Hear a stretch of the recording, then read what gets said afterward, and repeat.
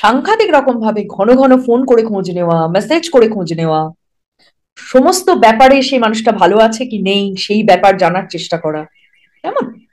তাহলে কি হলো, পার্টনার এটা বুঝে গেলেন যে ইমোশনালি এই মানুষটা আমার সঙ্গে থাকছে। এতে করে যেটা হয় সেটা হয় একটা এক্সপেকটেশন তৈরি হচ্ছে, তো একটা মানুষের ব্যবহার থেকে একটা এক্সপেকটেশন তৈরি হচ্ছে। এই স্টেজটা হচ্ছে তাদের লাভ বোম্বিং, ভালোবাসার বোমা তৈরি করা। বোমা ছুঁড়ে ছুঁড়ে মারা, ভালোবাসা কোনো বুদবুদ নয়, পুরো বোম চার্জ করা হচ্ছে। যিনি পার্টনার তিনি কনভিন্সড হলেন যে এই মানুষটার থেকে ভালো মানুষ আর হয় না, যা চাইছি ইনি আমাকে সেটাই দিতে পারছেন। তার মানে এটা বোঝা গেল তো যে মানুষটা কতটা কেয়ারিং আমার প্রতি। তো এই যে ইমোশনালি যে একটা বন্ড তৈরি হয়ে গেল, মানে প্রচন্ড ভ্যালিডেশন দেওয়া হচ্ছে, প্রচন্ড প্রশংসা করা হচ্ছে।